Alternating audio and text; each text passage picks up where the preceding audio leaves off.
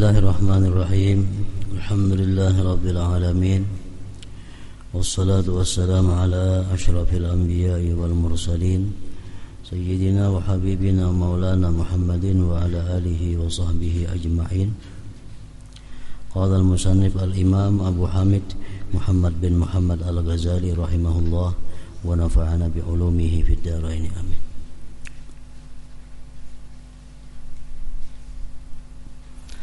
Keutamaan salat fardu. Allah Ta'ala berfirman, Inna salata kanat 'alal mu'minin kitaban mawquta. Surat An-Nisa 103. Artinya sesungguhnya salat itu adalah fardu yang ditentukan waktunya atas orang-orang mukmin.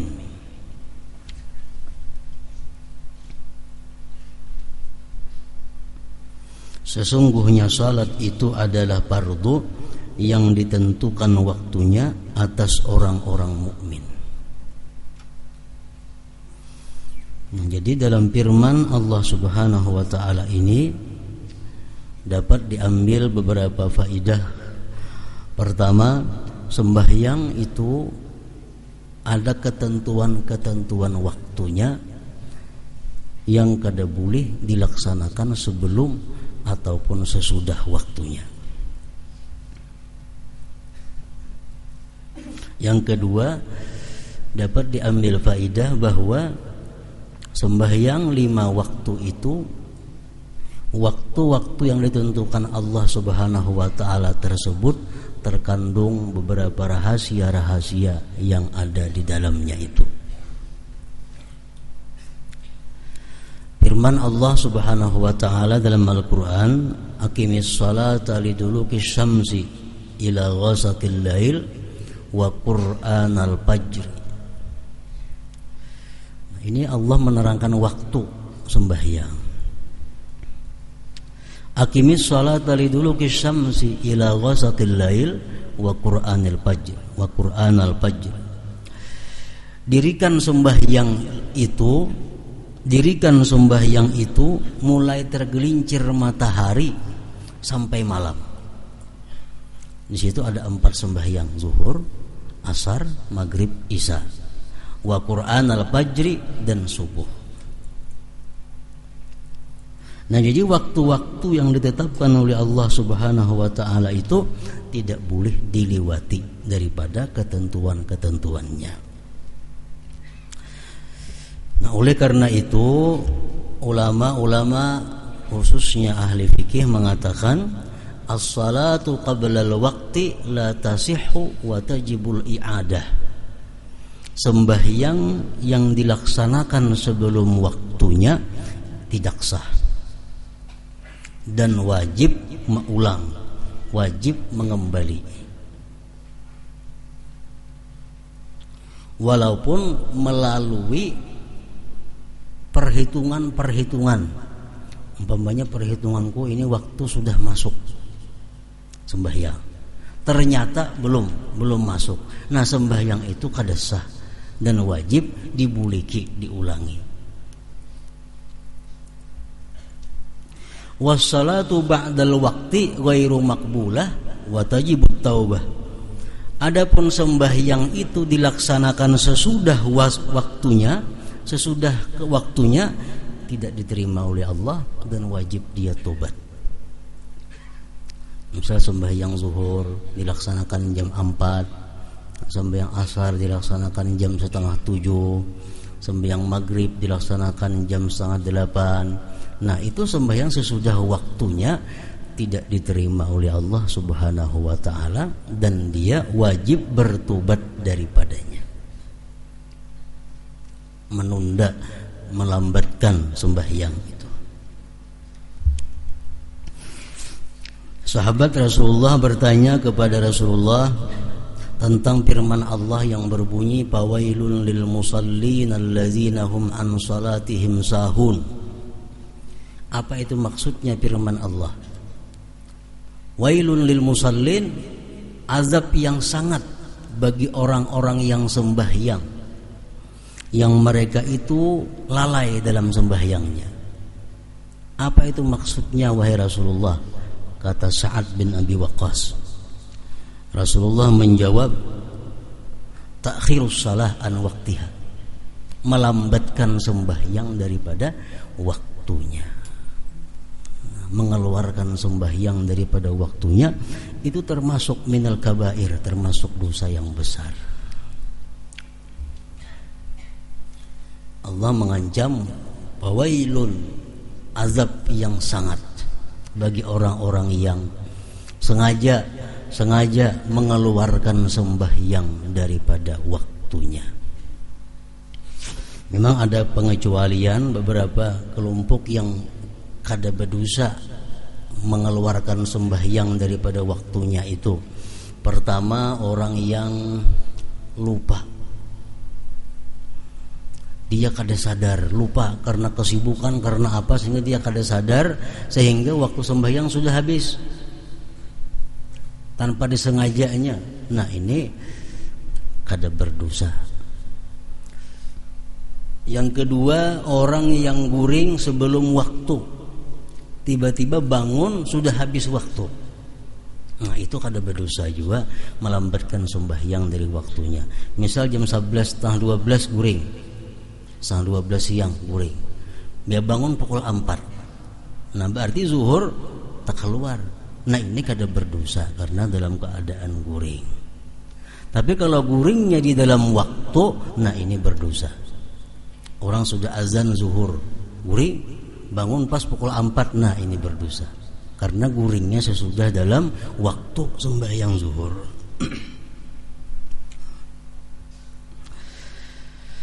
Inna salata kanat 'alal mu'minina kitaban mawquta, sesungguhnya salat itu adalah fardu yang ditentukan waktunya atas orang-orang mukmin. Nabi sallallahu alaihi wasallam bersabda,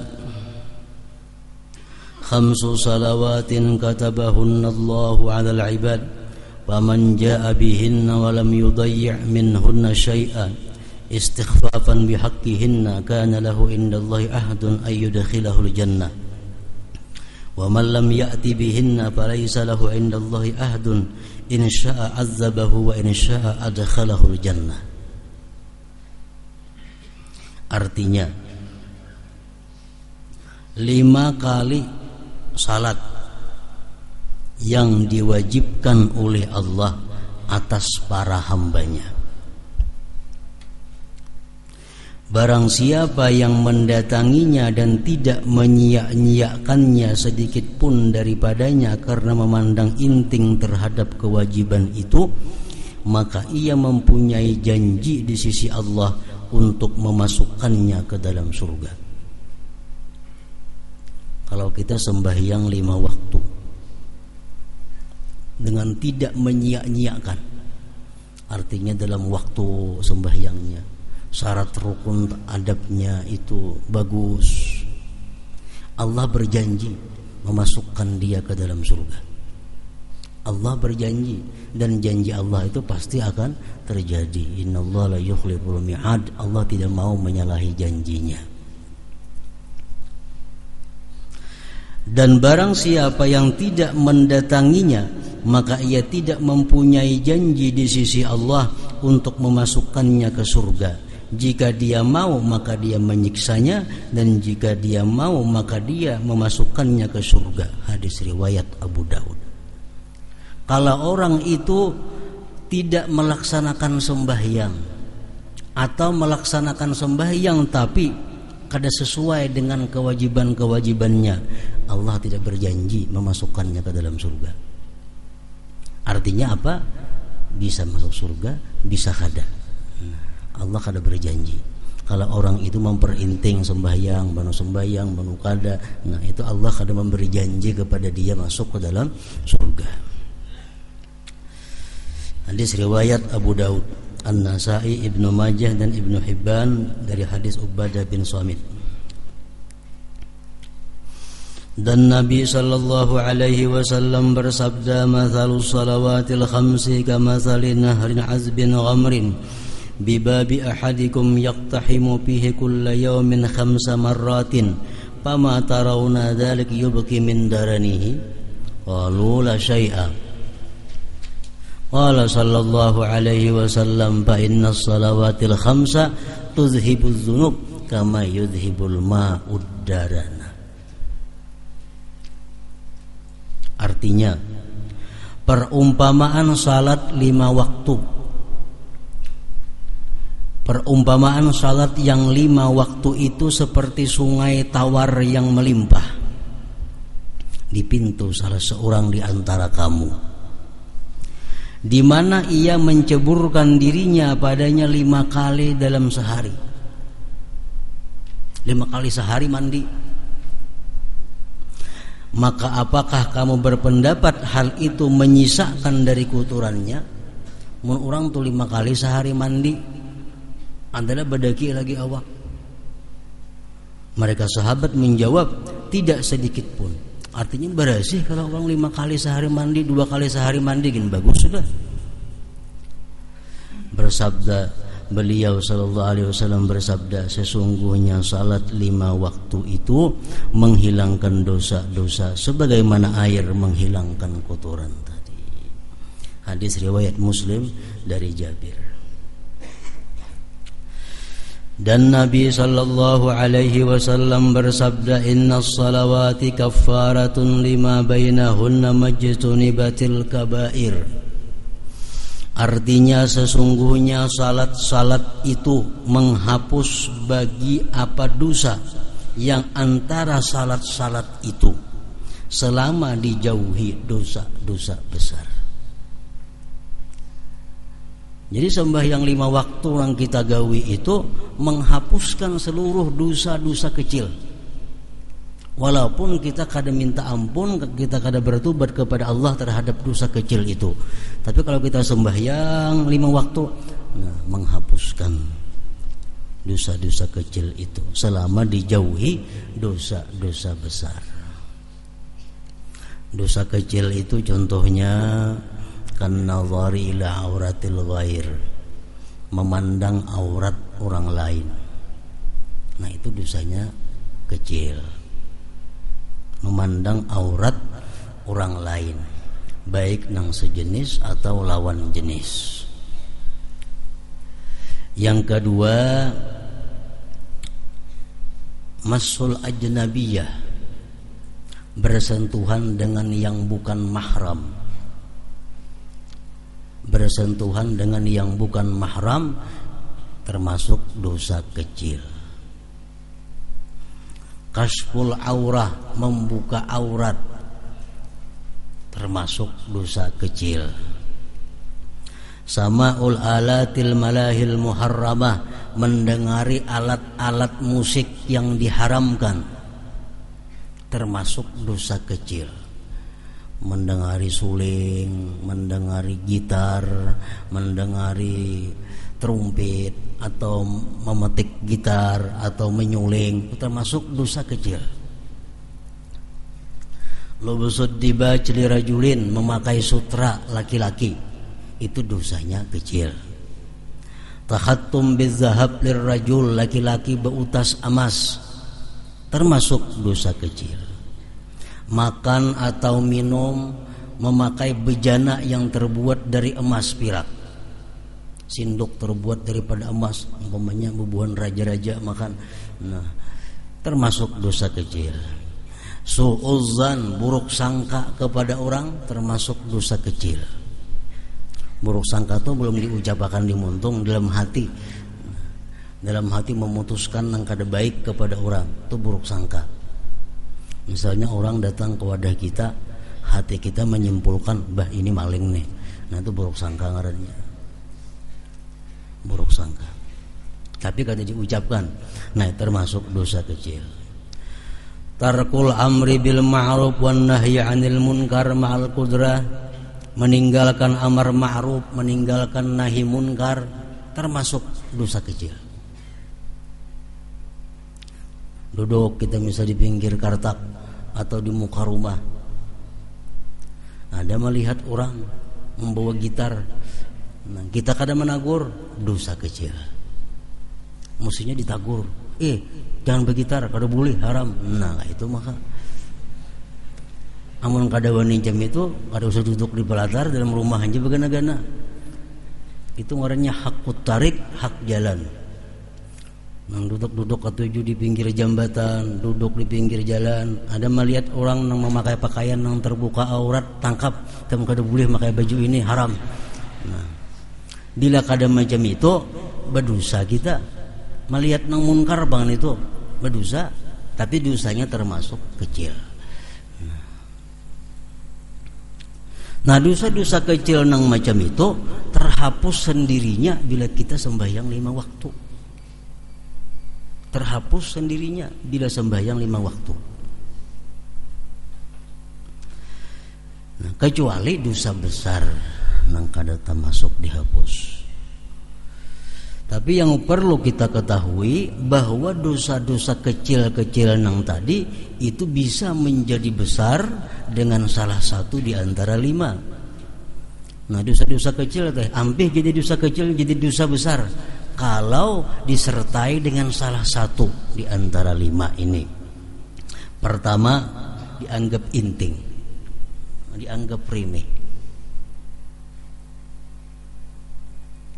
Dianggap remeh, ada apa-apa itu dosa kecil aja, kada apa-apa.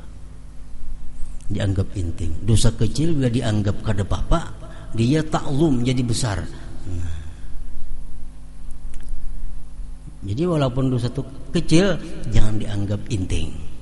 Bila dianggap inting, berubah menjadi dosa besar, kada terampuni lagi dengan sembahyang-sembahyang tadi.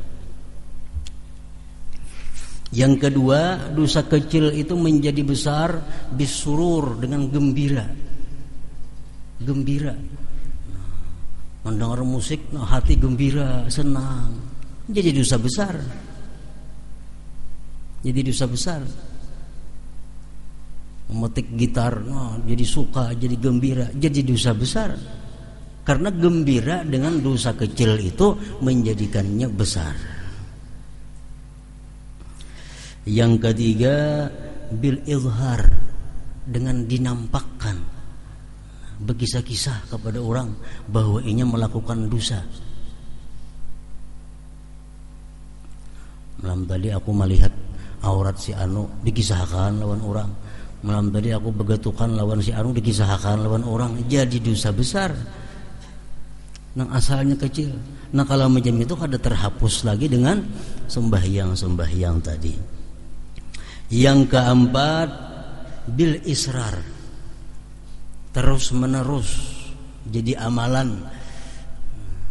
Dosa kecil tapi jadi amalan.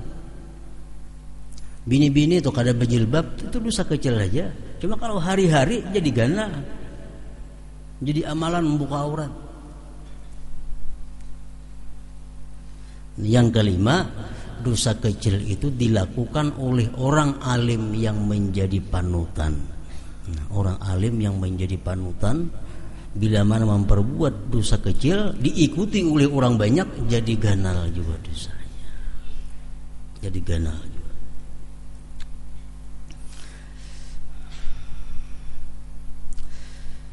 Nah, jadi inna salawati kafaratun lima bainahunna majtunibatil kabair, artinya sesungguhnya salat-salat itu menghapus bagi apa dosa yang antara salat-salat itu selama dijauhi dosa-dosa besar. Hadis riwayat Muslim dan Abu Hurairah.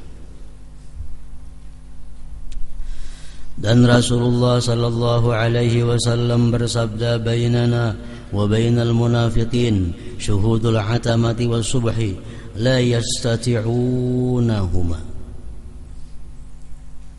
Artinya, ujar Rasulullah, perbedaan antara kami, maksudnya antara orang-orang yang beriman dan orang-orang munafik, adalah menghadiri salat isya dan subuh berjamaah.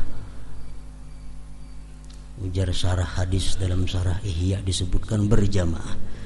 di mana mereka orang munafik itu tidak sanggup sembahyang berjamaah pada keduanya itu, subuh dan isya. Jadi hendak mengetahui diri kita ini apakah masih ada sifat munafiknya,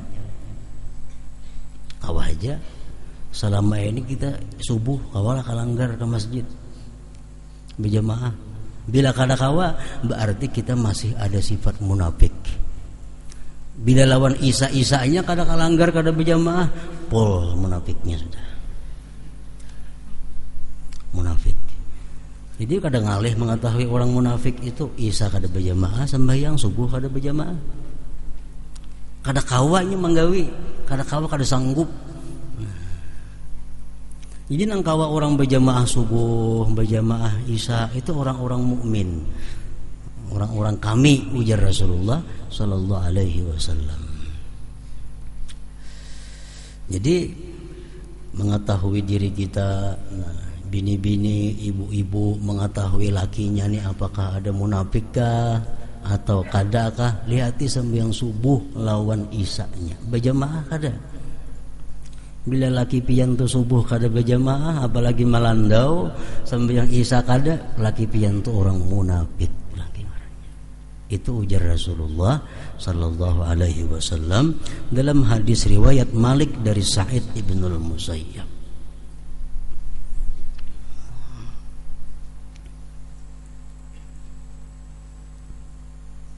Amun yang mbah nu berjamaah mbah nu kada bang, berarti mbah nu munafik mbah nu kada juga.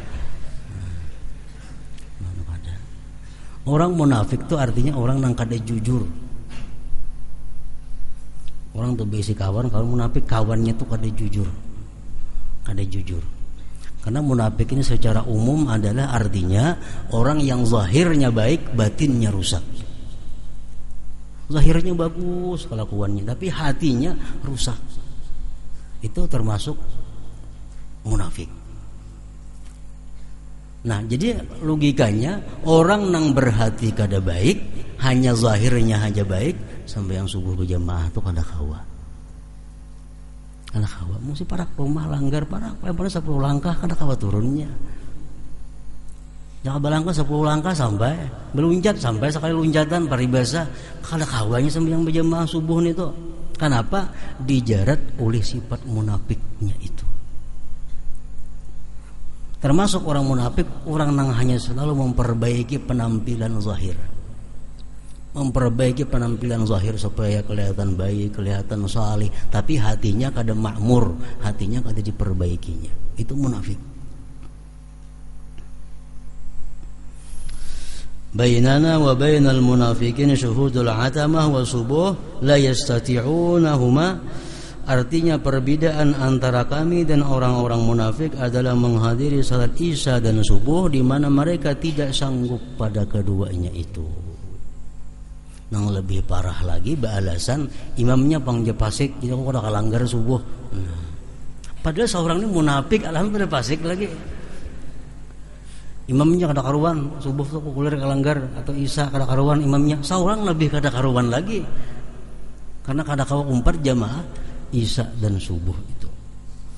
Nah, jadi kalau kada kawa sembahyang berjamaah kalima waktunya kada kawa karena kesibukan nang dua ini mesti isya lawan subuh.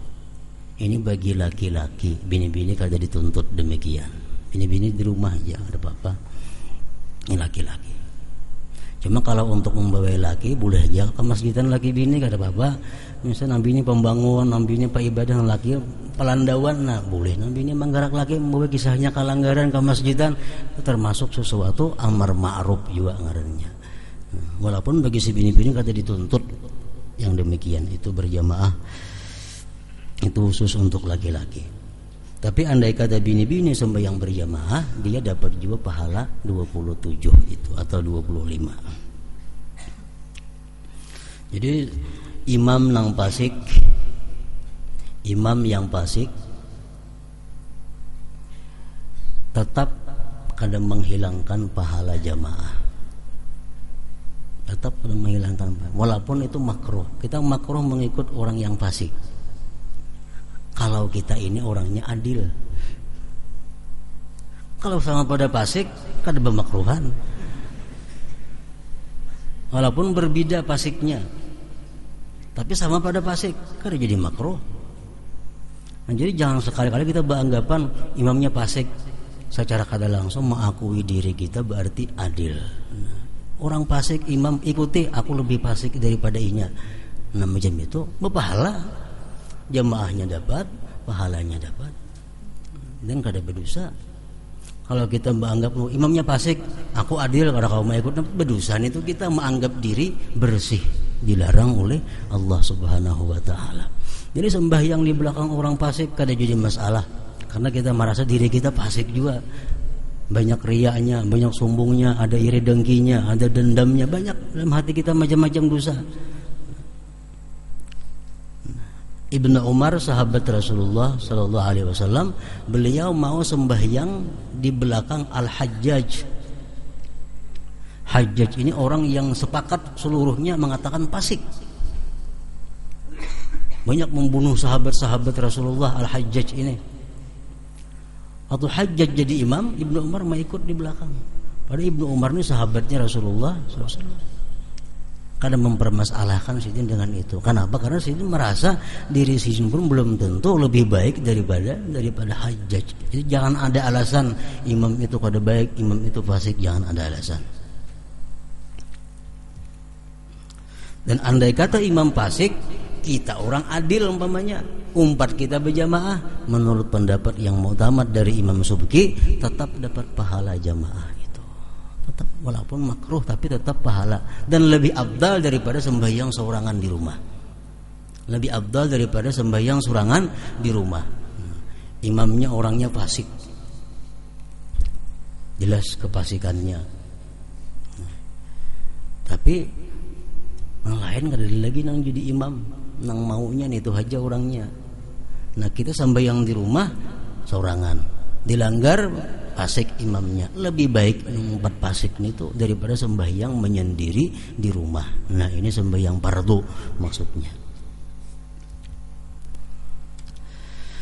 Dan Nabi sallallahu alaihi wasallam bersabda, man laqiyallaha wa huwa mudayyi'un lis-shalah lam ya'ba illahu bi syai'in min hasanatihi. Artinya barang siapa bertemu dengan Allah sedangkan dia menyia-nyiakan salat, maka Allah tidak memperdulikan sedikit pun daripada kebaikan-kebaikannya.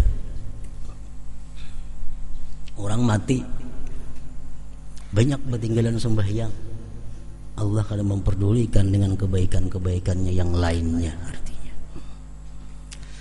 ada hadis mengatakan, awwalu ma yuhasabu bil abdu as-shalah fa in fasadat fasada sairu amalihi. Awal yang dihitung Allah tuh sembahyang. Kalau sembahyangnya banyak ketinggalan, banyak ada biris, rusak seluruh amalnya.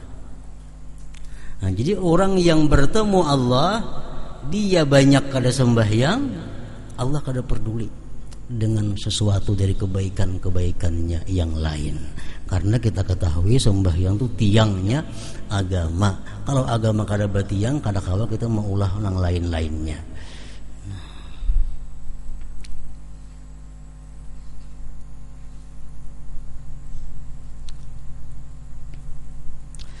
Dan Nabi sallallahu alaihi wasallam bersabda, as-salatu imaduddin faman tarakaha faqad hadamad din.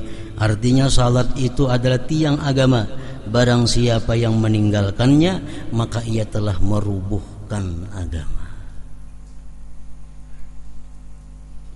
Nah, jadi orang nang mati, kuitan kita, dan sanad kita, keluarga kita nang mati, nah, kita bagus bertakun adakah inya ketinggalan sembahyang 5 waktu.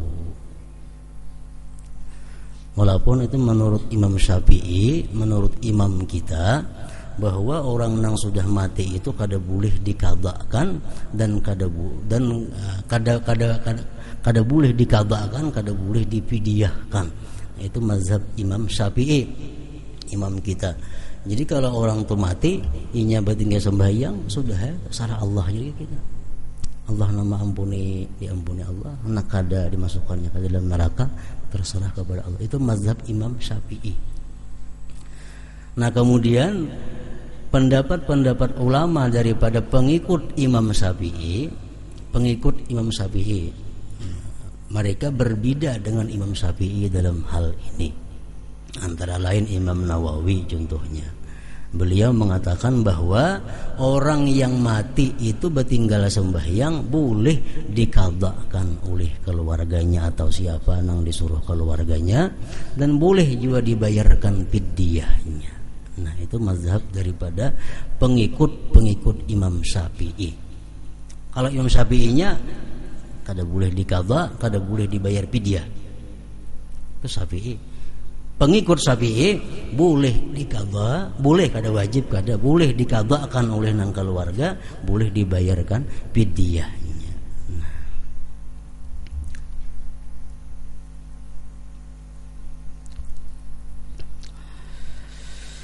Dan Nabi sallallahu alaihi wasallam ditanya ayyul a'mal afdalu faqala as-salatu lima waqitiha.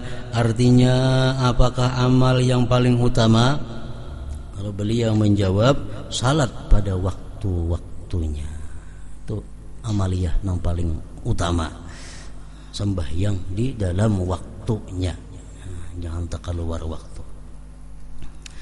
Dan Nabi sallallahu alaihi wasallam bersabda, "Man hafaza 'alal khamsi bi ikmali tuhuriha wa mawaqitiha kanat lahu nuran wa burhanan yaumal qiyamah." Wa man dayya'aha husyira ma'a fir'auna wa haman. Barang siapa yang memelihara salat 5 waktu dengan menyempurnakan bersucinya dan waktunya, maka ia mempunyai cahaya dan bukti pada hari kiamat. Dan barang siapa yang menyia-nyiakannya, maka ia dikumpulkan bersama Fir'aun dan Haman. Riwayat lain menjelaskan wa man lam yuhafiz 'alaiha, siapa yang tidak bisa memelihara sembahyang, lam yakun lahu nurun wala burhan wala najatun, tidak ada baginya di hari kiamat nanti cahaya, bukti dan keselamatan. Wa kana yaumal qiyamah, dan dia pada hari kiamat nanti ma'a Qarun, dikumpulkan beserta Qarun, wa Fir'aun, wa Haman, dan Haman, wa Ubay bin Khalaf. Itu hadis lain demikian. Jadi orang nang kada sembahyang ini di akhirat kayaknya dikumpulkan kada bersama Rasulullah. Imma Qarun mungkin kawannya, atau Fir'aun, atau Haman, atau Ubay bin Khalaf. Ini 4 manusia yang paling celaka di dalam dunia. Kenapa dikumpulkan lawan salah daripada 4 orang itu? Orang kada sembahyang dikumpulkan di akhirat lawan salah satu 4 itu, kenapa? Nah, karena orang yang kada sembahyang itu atau melalaikan sembahyang daripada waktunya, kadang-kadang dia disibukkan karena mengurus hartanya yang banyak. Kebanyakan bisi harta, urus ini, datangi sana, datangi sini, sembahyang pas terlibat waktunya. Kadang-kadang kada sembahyang. Nah, itu nanti di akhirat bersama Qarun. Qarun orang kebanyakan bisi harta, akhirnya lupa kepada Allah.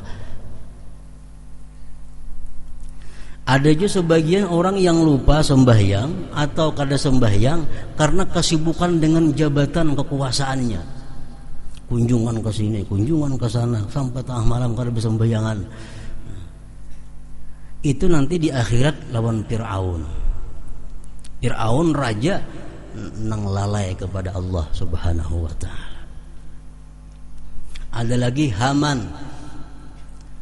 Haman ini adalah orang yang sibuk dengan urusan-urusan kepegawaiannya sehingga dia lupa kepada Allah. Nah, orang-orang nang sibuk dengan urusan kepegawaiannya, nang jadi pegawai di bawah daripada raja pegawai ini, nang jadi stafnya. Nah, karena sibuk mengurus gawian pemimpinnya, orang jadi staf, jadi asisten, urus ini, segan busnya nih, urus. Karena sembahyang lagi di akhirat Haman kawan. Haman ini anak buah Fir'aun, menterinya Fir'aun.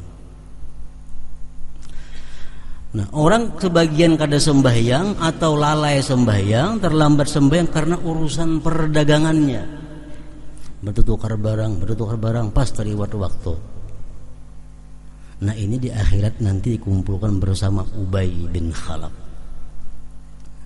Ubay bin Khalaf ini asqan nas bi hazihil ummah, manusia yang paling celaka di antara seluruh umat Nabi Muhammad ini, Ubay bin Khalaf.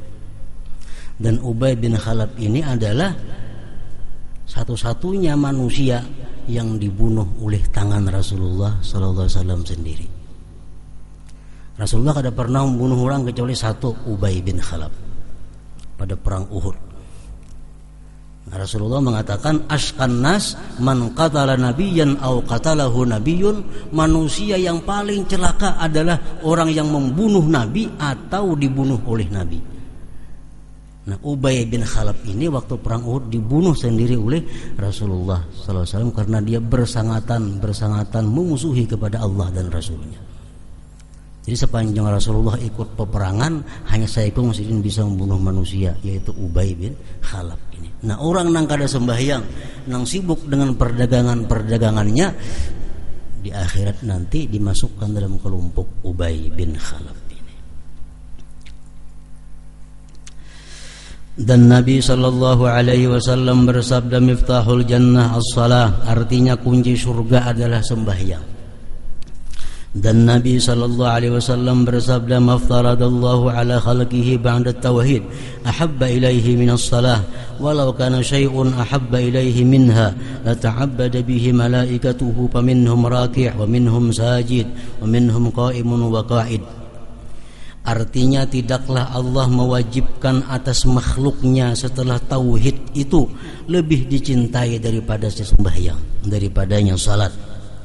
Dan seandainya ada sesuatu yang lebih dicintai olehnya, niscaya malaikat beribadah dengannya. Maka dari mereka malaikat ada yang ruku, dari mereka ada yang sujud, dan dari mereka ada yang berdiri dan duduk. Jadi malaikat itu ibadahnya semua salat. Ada yang disuruh ruku sampai hari kiamat, ruku sampai hari kiamat sejak diciptakan Allah. Ada malaikat yang diciptakan Allah kemudian disuruh sujud sampai hari kiamat, sujud sampai hari kiamat. Nah, semua itu perbuatan sembahyang.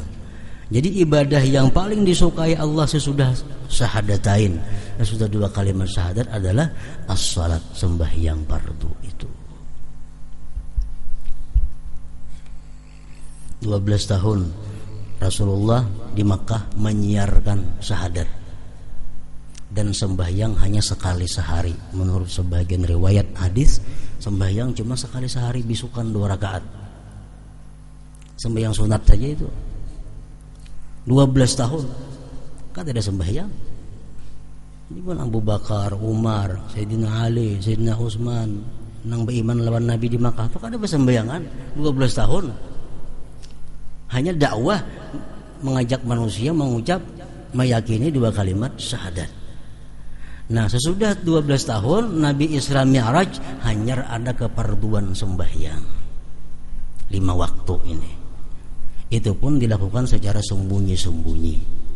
Sesudah hijrah ke Madinah Rasulullah hanya ada syariat sembahyang berjamaah itu. Makanya rukun Islam yang pertama syahadatain, 2 kalimat syahadat, yang kedua adalah sembahyang. Itu urutan keutamaan kemuliaan ibadah. Nabi sallallahu alaihi wasallam bersabda, man taraka salatan muta'ammidan faqad kafara. Artinya barang siapa meninggalkan salat dengan sengaja, maka ia telah kafir, murtad artinya.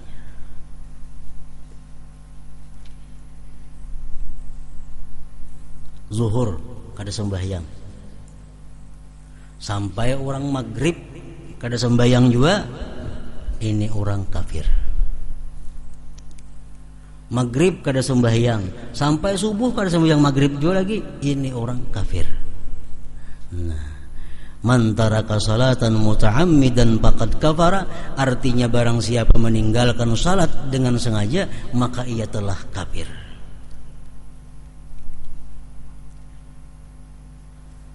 Itu bunyi hadis demikian. Dan kada ditakwil-takwilkan oleh sebagian sahabat.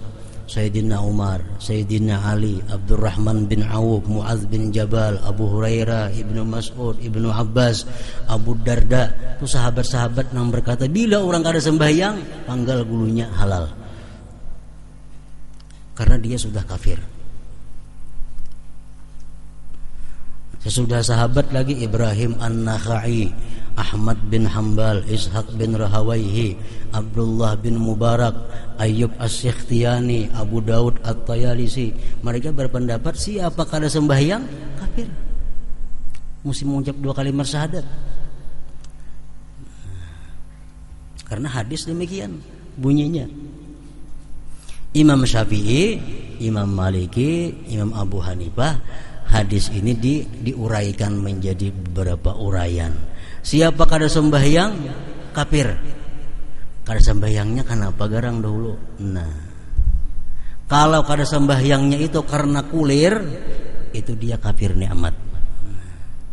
Kalau ingin kada sembahyang karena ingkar kewajibannya, hanya kafir nang bujur. Nah, itu mazhab Syafi'i. Tapi sama pada kedua-duanya itu boleh dibunuh oleh pemerintah. Orang kada sembahyang, kenapa kada sembahyang?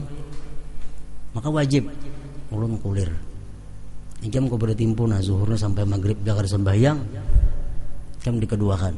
Andai kata negeri kita pemerintahannya Islam, sampai maghribnya kan sembahyang zuhur, nah orang ini antara ke polisi membunuhnya hari itu juga.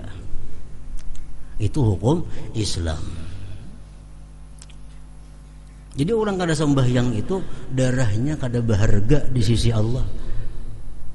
Kada sembahyang. Ya kan itu berlaku bahwa para rapat labina habis sahabat ini manusianya. Bila kada sembahyang bunuh, kada sembahyang bunuh. Padahal hukum Islam, hukum yang sebenarnya demikian. Baik dibunuh daripada kada dibunuh orang yang kada sembahyang itu. Kenapa? Mendatangkan bala bencana kepada yang lainnya. Bujur aja lihatannya pina keras, pina kasar.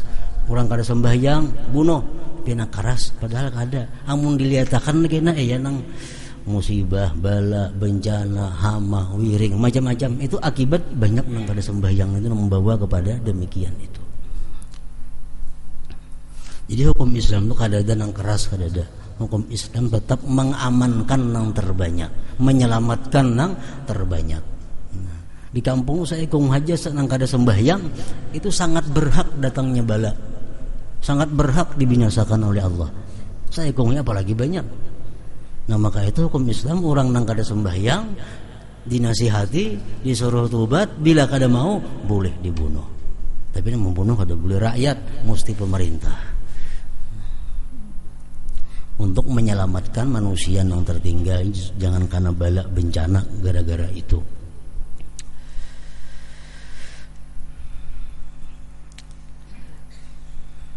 Barang siapa meninggalkan salat dengan sengaja maka ia telah kafir, yakni ia mendekati untuk tercabut dari iman dengan keterlepasan talinya dari keruntuhan tiangnya. Sebagaimana dikatakan bagi orang yang mendekati sesuatu negeri bahwasanya ia sampai dan memasukinya. Dan Nabi SAW bersabda, "Man taraka salatan muta'ammidan faqad bari'a min dhimmati Muhammadin alaihi salam." Artinya barang siapa yang meninggalkan salat dengan sengaja maka ia telah terlepas dari tanggungan Muhammad alaihi salam. Nabi kada menanggung, siapa kau lagi menanggungnya?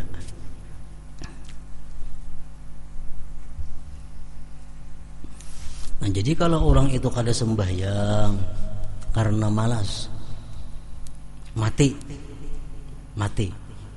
kemana menguburkan? Kalau menurut mazhab Hambali, orangnya diatar ke sana, ke Mandala atau kuburan Cina situ. Mazhab Hambali. Kalau mazhab Syafi'i masih boleh dikuburkan di kuburan muslimin, karena ini kada sembahyang tuh malas saja, bukan karena ingkar. Nah itu perbedaan hukumnya. Mazhab Sayyidina Ali, Sayyidina Umar, Sayyidina Mu'adz, bila orang kada sembahyang mati, jangan dikuburkan di kuburan muslimin, karena itu sudah kafir. Abu Hurairah radhiyallahu anhu berkata, barang siapa yang berwudu lalu ia membaikkan wudunya, membaguskan wudunya, kemudian ia keluar berangkat dengan sengaja untuk salat, maka sesungguhnya ia dalam salat selama ia menuju kepada salat. Kita berwudu dengan baik sempurna, berpakaian, berjalan menuju masjid berapa langkah. Selama kita berjalan itu hukumnya adalah pahalanya pahala orang sembahyang. Pahalanya pahala sembahyang. Dan sesungguhnya dicatat baginya dengan salah satu dari dua langkah sebagai kebaikan, dan dengan satu langkahnya yang lain dihapus satu kesalahan daripadanya. Apabila salah seorang daripada kalian mendengar iqamah, maka tidak seyogianya baginya untuk terlambat. Sesungguhnya orang yang paling besar pahalanya adalah orang yang paling jauh rumahnya dari masjid, dari langgar. Mereka bertanya, mengapakah hai Abu Hurairah? Ia menjawab, karena banyak langkahnya. Banyak langkahnya, banyak hitungan pahalanya. Dan diriwayatkan, inna awwala ma yunzaru fihi min amalil abdi yaumal qiyamah as-salatu. Artinya sesungguhnya awal amal hamba yang dipandang pada hari kiamat adalah salat. Jika didapati salat itu sempurna, maka diterima daripadanya dan seluruh amalnya. Orang tuh sembahyangnya sempurna, diperiksa, lulus. Amalan lain tuh kada dihisap lagi, kayak apa puasanya, kayak apa zakatnya, lulus semua Anda. Dan jika didapati salat itu kurang, maka salat itu dikembalikan atasnya, ditolak, dan juga seluruh amalnya. Dan Rasulullah sallallahu alaihi wasallam bersabda, ya Abu Hurairah, mur ahlaka bis shalah fa innallaha ya'tika bir rizqi min haitsu la yahtasib. Artinya, hai Abu Hurairah, perintahkanlah keluargamu untuk salat, maka sesungguhnya Allah akan mendatangkan rezeki bagimu dari sisi yang tidak kamu perkirakan. Jadi sembahyang jangan dianggap sebagai penghalang rezeki. Sebaliknya, sembahyang itu adalah sumber mendatangkan rezeki yang tak terduga. Sebagian ulama berkata perumpamaan orang yang salat itu seperti pedagang yang tidak memperoleh keuntungan sehingga murni modalnya. Demikian juga orang yang salat tidaklah diterima salat sunat sehingga ia menunaikan fardu. Jadi jangan hendak sembahyang sunat kalau masih ada hutang fardu. Itu aja dikagak. Bisa 10 tahun, 20 tahun kata di karuan sembahyang, belang kambingan, sekarang tubat. Jangan hendak menggawi sembahyang sunat, Allah kada menerima.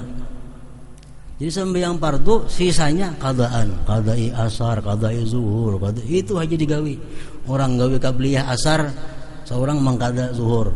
Orang menggawi ba'diyah zuhur, seorang menggawi mengqada apa pokoknya samuan waktu digunakan untuk mengqada. Amun nggawi sunat, Allah kada menerima juga apa? Menghutang masih ada.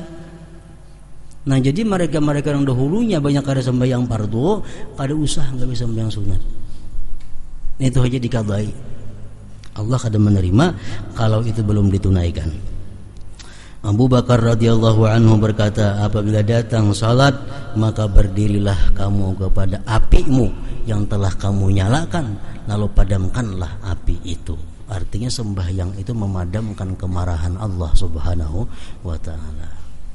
Nah, keutamaan menyempurnakan rukun-rukun salat.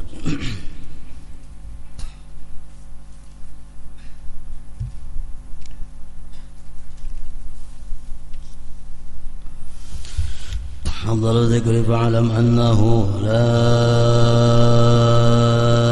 ilaha illallah Muhammadur Rasulullah, la ilaha illallah Muhammadur Rasulullah, la ilaha illallah Muhammadur Rasulullah, la ilaha illallah, la ilaha illallah, la ilaha illallah, la ilaha illallah, la ilaha illallah.